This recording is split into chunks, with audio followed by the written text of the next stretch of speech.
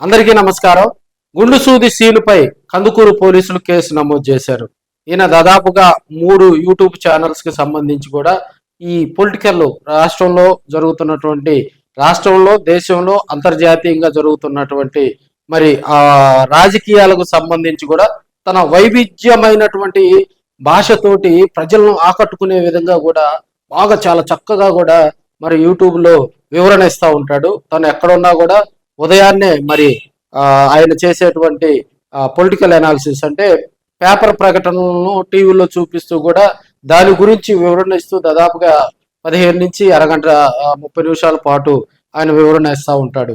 అయితే ఈయన కొన్ని వార్తలకు సంబంధించి కూడా కొంతమంది గతంలో కూడా కేసులు నమోదు చేయడం జరిగింది, కేసులు పెట్టడం కూడా జరిగింది, పోలీసులకు ఫిర్యాదులు కూడా చేయడం జరిగింది.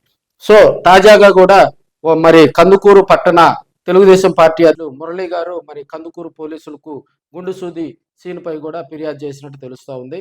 ఆయన మరి కందుకూరు ఎమ్మెల్యే పై కూడా కొన్ని అవాస్తవాలు మరి వాటిని వీడియో రూపంలో చేసి వాటిని గ్రూపుల్లో కూడా షేర్ చేస్తూ వాట్సాప్ గ్రూపుల ద్వారా ఆయన మరి యూట్యూబ్లో ఉన్నటువంటి వీడియోను షేర్ చేస్తూ మరి అక్కడ కొంత శాంతి భద్రతలకు విఘాతం కలిగించారు అనేటువంటి అంశాన్ని కూడా ఆయన ప్రధానంగా పోలీసులకు ఫిర్యాదు చేయడం జరిగింది. పోలీసులు దీనిపై కూడా చర్యలు తీసుకోవడం జరిగింది. సిఐ అన్వర్ భాష దీనిపై కూడా కేసు నమోదు చేసినట్లు మనకి తెలుస్తూ ఉంది. ఎందుకంటే ఇప్పుడున్నటువంటి ప్రభుత్వం మీద జరిగేటువంటి పరిస్థితులు, కందుకూరు నియోజకవర్గంలో తొలిసారి ఎమ్మెల్యేగా గెలిచినటువంటి ఇంటూరి నాగేశ్వరరావు చేస్తున్నటువంటి కొన్ని పనులను వక్రీకరిస్తూ చేశారని అక్కడ ఉన్నటువంటి తెలుగుదేశం పార్టీ నాయకులు కార్యకర్తలు ప్రధానంగా ఆరోపించినటువంటి అంశం.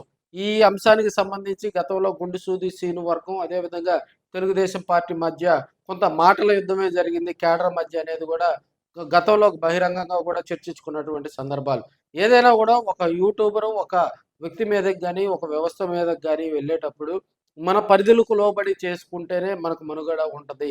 సో డిఫరెంట్ హెడ్డింగ్స్ పెట్టి మనుషులను గందరగోళాలకు గనక గురి చేస్తే రాబోయే రోజుల్లో మరి ఇప్పటికే ప్రభుత్వం కూడా ప్రకాశం జిల్లాలో కూడా కొంతమందికి నోటీసులు ఇస్తున్నట్టుగా కూడా వాట్సాప్ గ్రూపులకు సంబంధించి ఈ మత విద్వేషాలను రెచ్చగొట్టే విధంగా, వ్యక్తుల మధ్య కులాల మధ్య చిచ్చు పెట్టే విధంగా వార్తలు కనుక ఎవరైనా ప్రచారం చేస్తే అది త్రూ వాట్సాప్ ద్వారా కానీ యూట్యూబ్ ద్వారా కానీ ఈ సోషల్ మీడియాపై కూడా పెద్ద నిఘా పెట్టినట్టు తెలుస్తూ ఉంది. సో గుండు సూది సీనికి సంబంధించి కూడా మరి పలు సెక్షన్లపై కూడా ఆయనపై కేసులు నమోదు చేయడం జరిగింది. మరి ఆయన అరెస్టు అనేది కూడా మరి చూడాలి. మరి మరి ఆయన వర్చువల్గా వస్తాడా లేకపోతే కందుకూరు పోలీసు ఎదుట వచ్చి మరి ఆ బెయిల్ తీసుకునే అంశాలు కూడా మరి ఆయన పరిశీలిస్తున్నట్టు కూడా తెలుస్తూ ఉంది.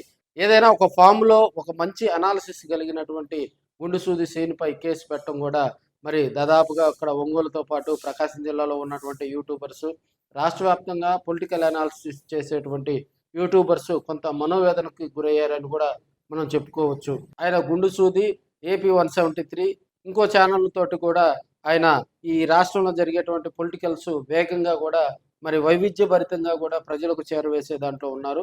ఈయన ఆది నుంచి కూడా ఒక పార్టీకి సపోర్ట్ చేస్తున్నారు, మరొక పార్టీపై విమర్శలు చేస్తున్నారు అని అయితే టాక్ అయితే ఉంది. మరి అది మరి ప్రజలకే తెలియాలి. ఏదేమైనా మన పరిధిలోకి లోబడి వీడియోలు కనుక చేసుకుంటే రాబోయే రోజుల్లో యూట్యూబర్స్కి కూడా మనుగడ ఉంటుందని కూడా తెలియజేసుకోవచ్చు. ఇక్కడ ఒంగోలులో ఉన్నటువంటి యూట్యూబర్స్కి కూడా నేను చెప్పేది ఒకటే. సో మీ పరిధులకు లోబడి మరి ఎప్పుడు కూడా బౌండరీ లైన్ దాటకుండా వీడియోలు కనుక చేసుకుంటే రాబోయే రోజుల్లో మరి యూట్యూబ్ కూడా మీకు ఫుల్ సక్సెస్ ఇస్తుందని కూడా నా ఆలోచన. నా దాని ఎక్స్పీరియన్స్ కూడా మీకు తెలియజేస్తూ ఉన్నాను. ఉద్వేషాలకు పోవద్దు, రెచ్చగొట్టేటువంటి వార్తలు చేయొద్దని కూడా తెలియజేసుకుంటాను.